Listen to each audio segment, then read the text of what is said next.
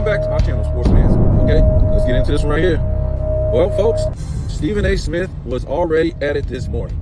Shouts out to Too Raw for Sports, Too Raw for TV. I heard this on his channel today, and we already knew it, folks. And don't worry about it. Do not worry about it, Dreamers Pro. I'm not promoting Stephen A. Smith or ESPN, so we know I don't watch that. But this is what they do, folks. They don't have any real proof of why. I think really, us fans out here in the YouTube community that have channels, that have real opinions, that have real facts, that's not, based solely on money or some agenda, will have a better take on this, right? So what does Stephen A. Smith, and I'm sure Shannon Sharp is on this bandwagon too, because Mahomes is his guy. This brother right here, right? This brother. I won't even talk about that. Let's move on. So, even Shannon Sharp is on that bandwagon. This has been his guy for Mahomes boy for a long time, right? And of course, he talked trash about Brady, tried to say all this stuff year after year after year after year, and Brady did nothing but break Shannon Sharp's heart. Ripped it in pieces.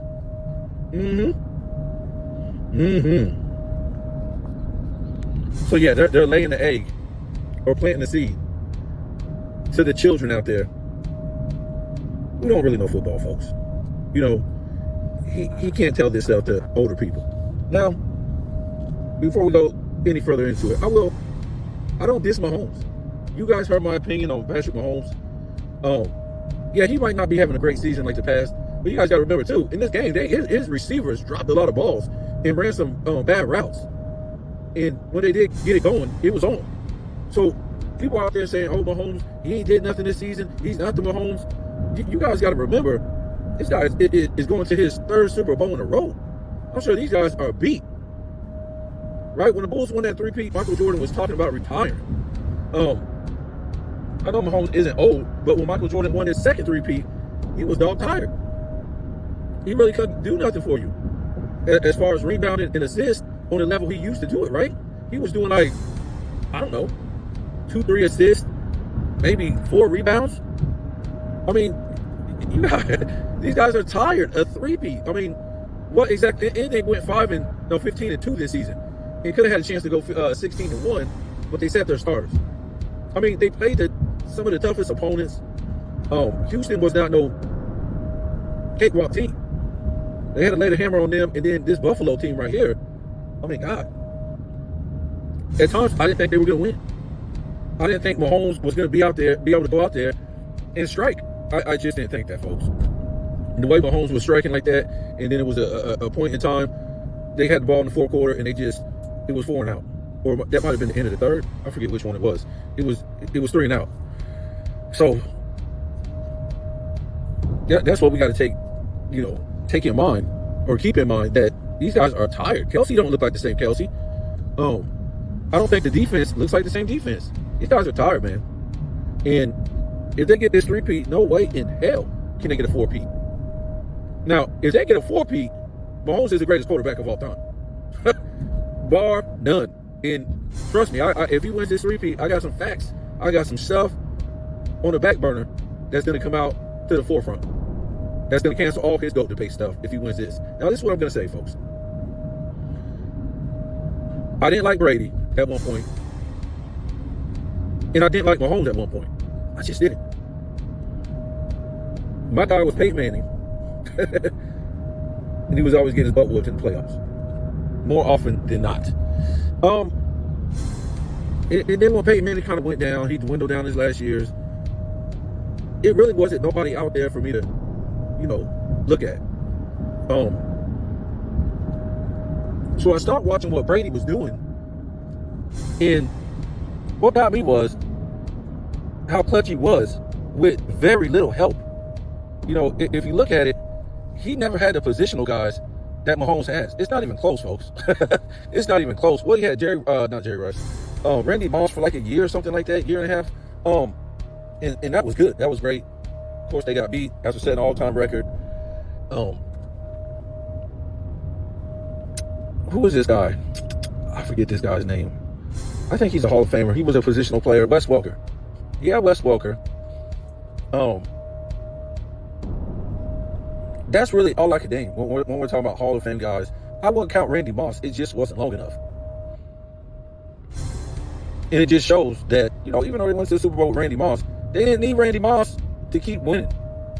That shows how great Tom Brady was. So of course Gronk. So I say Wes Welker and Gronk. That's about it, folks. That are Hall of Famers. Wes Welker's a Hall of Famer, right? He's got to be. No way in hell he ain't. So that's all the Hall of Famers he has to work with. And when we don't count Hall of Famers who are good players, guess what? Even Mahomes skill guys who aren't Hall of Famers, I think they're better than Tom Brady skill guys. Now, do they have more heart? I don't know. Edelman, this guy was a beast. He was a beast performer in the playoffs, in the Super Bowl. He was a beast performer. There's a difference between having skill and having heart. Two different things. I want to say, I forget this running back's name. He didn't play for the Patriots all of his career. And he ended up getting a ring with them. I forget what year that was. God, this guy's been to the Super Bowl 9 times, folks. And I think it was a time to where he had a chance at a three-peat. And they lost.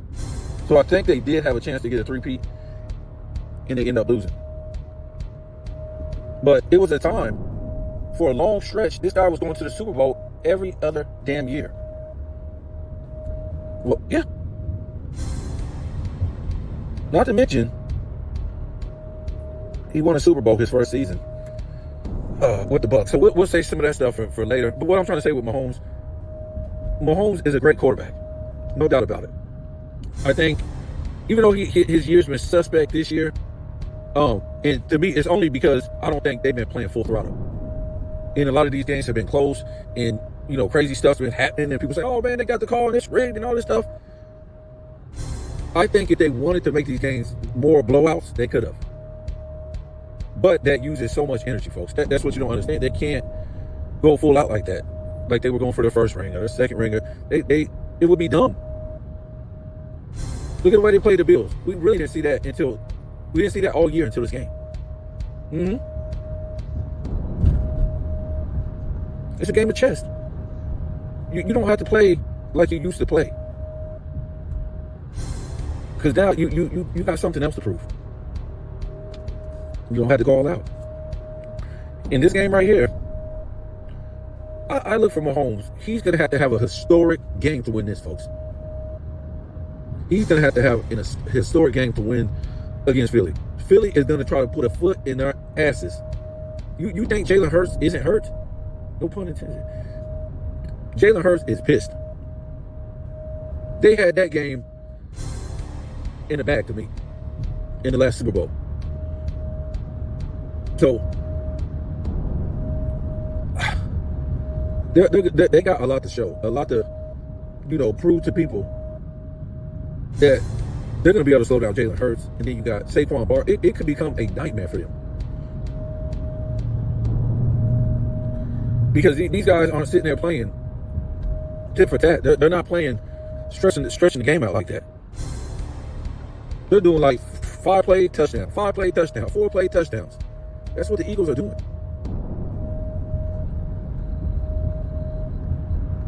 So they're going to have their hands full. I mean, this is going to have to be the greatest defensive performance of all time for Kansas City. And what's his name? Chris Jones? This guy's tired. You can see it. This guy's tired. This guy's tired.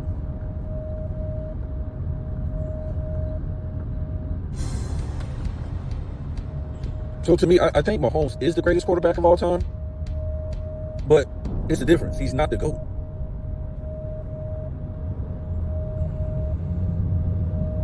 Even though you can, oh man, that spells out GOAT.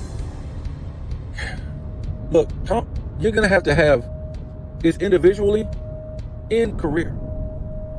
And to me, as an individual player, at that position, Mahomes is just better. He's just better. He can make all the throws that Tom Brady can make and make them on the run. And he can run. Trust me, I've never wanted to say none of this stuff. I never wanted to give in and say this. That he's better than Tom Brady as a quarterback. But he still, to me, hasn't reached that GOAT status. And he still won't with a three-peat. And we'll tell you why if this does happen. And we'll show you why it just ain't there. Even if he wants a three-peat. So does this make... Because this is what he's saying. This is what... what's his name? Stephen A. Smith is basically saying. Because of a three-peat. And you know how he says it. Nobody's ever done it and all this nonsense. And he claims it's the most athletic era of all time. But before he said that, he said they changed the rules. It's soft. It's a softer era. What? You gotta be kidding me. This guy is something else. Why don't you just stake your claim, lay your facts out on the table, and stop always praising somebody or praising something so you can tear something down or someone down? It's ridiculous. This guy flops more than LeBron. And that's hard to say, right? Flip-flop, flip-flop. Because he don't have any nuts. That's the thing with Stephen A. Smith. He don't have a sack of nuts.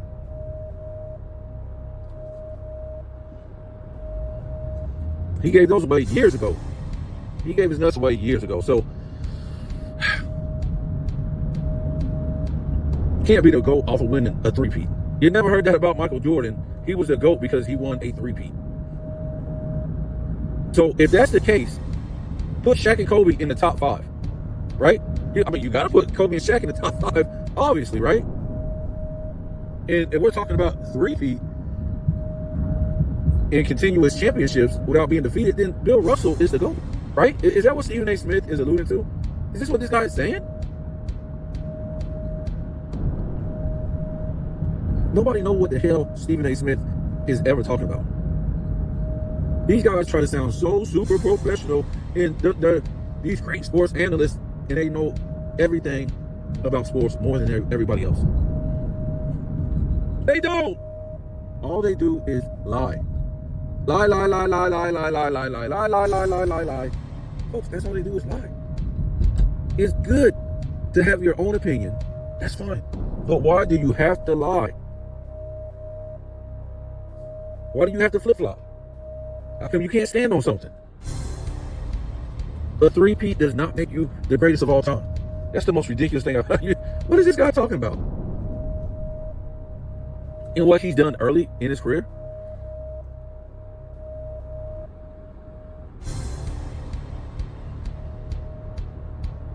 See the points I just made for Mahomes? Because his double threat, he can make all the passes in the pocket. He can throw the ball on the run. And then he can kill you with his feet. Because you just don't know he's going to run. Nobody knows this guy's going to run. And then boom. Off to the races. He's gone. See you later. So you know Josh Allen is going to run. You know Lamar is going to run. But not Patrick Mahomes. You know somewhat. But you're not for sure.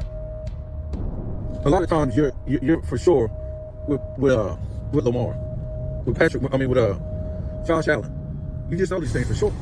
That's what they do. Not Mahomes. Because if you come for him, he's going to make that strike. He's going to make that play. We done seen it over and over and over and over again, folks. And, it's kind of sad because, when you look at Josh Allen, he's such a great quarterback, right? He can make those passes on the run. He basically can do all those things Mahomes does.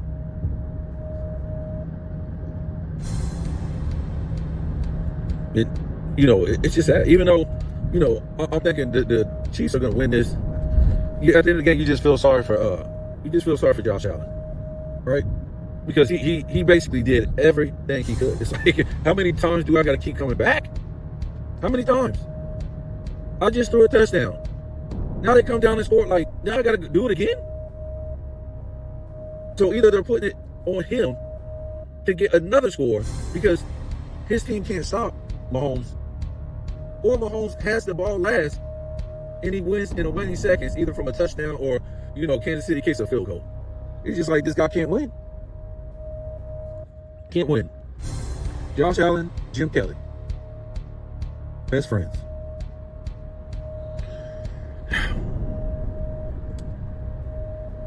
So yeah, Mahomes got a minute to go, man. The three-peat thing ain't gonna boost him. It'll definitely boost him past Joe Montana, in my opinion. It'll boost him past Joe Montana because I don't think he's better than Joe Montana right now, as far as overall career. I think as far as the GOAT debate, I still got Tom Brady and then Joe Montana second.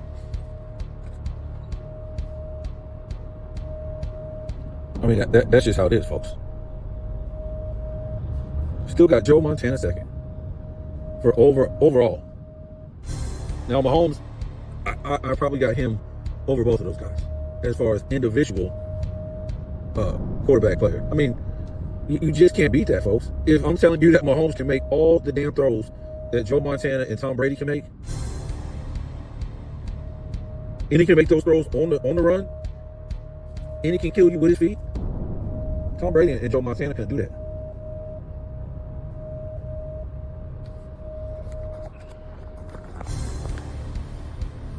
Now, I know people be like, oh man, it was off the defense, man. You can't run around like that. You'll get crushed.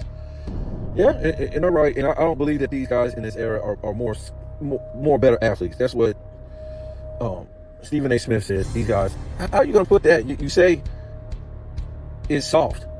I don't know if he says the softest era, but he said this era is soft. And, basically they cut out defensive rules of the past. But then you say these are the most athletic guys of all time. It's like, when they talk about the NBA, these are the most athletic guys of all time and the most skilled. But you cut out the defense that was in the NBA before for decades. So how are they better athletes is if the resistance is less. So who runs faster? A guy with weights around his ankle? You ever saw those? They're like weight sandbags. You can put them around your ankles and run.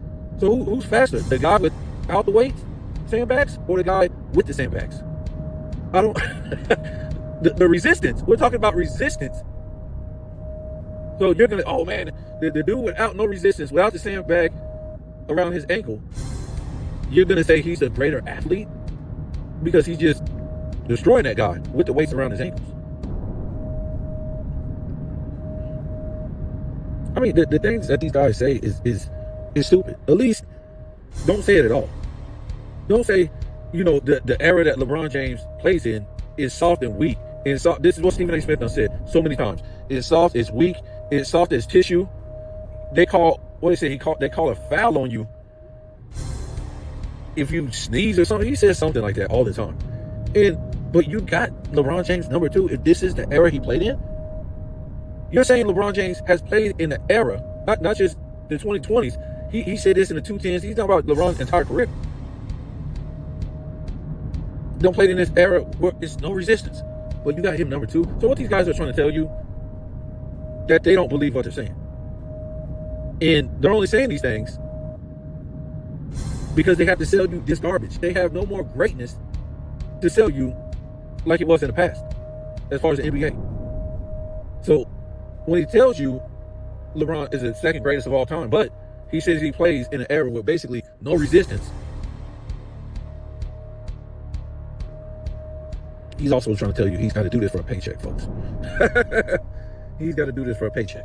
So he's trying to cover his butt by telling the truth at the same time, or telling a lie. Because when he gets off air, he's going to say LeBron James is sorry, soft, girly, feminine. He's going to talk all that stuff about LeBron James because he don't really believe what he says. This is the stuff that he has to promote to sell the league. Because the NBA, the ESPN, they bought the rights to the NBA. They paid the NBA money, so they have to lie to sell this nonsense. I like the old NBA when it wasn't affiliated with ESPN. When it wasn't affiliated, when it wasn't affiliated with ESPN, because both of them were better, right? When the NBA wasn't affiliated with ESPN, and ESPN wasn't affiliated with the NBA. They both were better. You could watch ESPN. It was just news. It was great. They had great personalities. You know, they weren't trying to say all this stupid stuff and lie about they care about people and all this stupid stuff. All this woke stuff that they give a damn about. It's just about making money.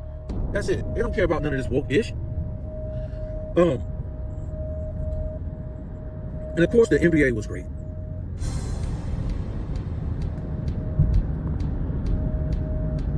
And then ESPN bought the rights to the NBA. And it started going down the drain. The NBA and ESPN. They both start going down the drain together. And what gets me is you could just, I don't know, folks. It could still be, both of them still could be good by just keeping it real, like they used to. But, you know, they made a lot of money off of the lies. You know, when ESPN bought the rights to the NBA through ABC and, you know, ESPN itself, now they got to make this money back, folks. And not only do they have to make that money back, they have to make even more because you're into turning a profit. This wasn't the 90s. This wasn't the 80s. So ESPN was really in a dilemma. They can't really go out there and, you know, the game sell itself coming into the 2000s. It just wasn't there. The viewership spoke. So they had to start these debate groups and all this stuff and start lying. And they might be doing this about football pretty soon, but, you know, it wasn't distasteful at first because they really had nothing to lie about. LeBron James was who he was. The players were who they were. They weren't that bad in the 2000s. They weren't as good as the 90s. I mean, the people spoke. It was just a different era of guys. It was just a crazy mix, right? You had in the 2000s, it was a mix of international players and a mix of thugs. Let's be real. Cornrows, big clothes, dudes just thugging out. And then you had these international players. So it was a weird mix. I mean, they were good players, but I'm talking about their personalities were different, way different than the guys that played in the 90s. The guys played in the 90s were pretty much the 2000s guys' parents. They were they were that age.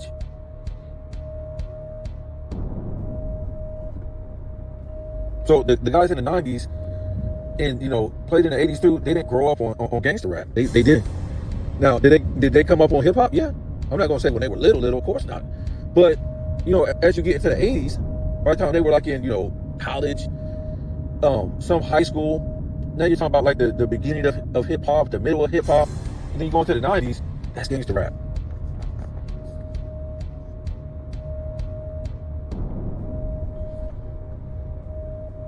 So you had a good mix of people in the 90s, but, you know, the 90s and the 80s were grown men.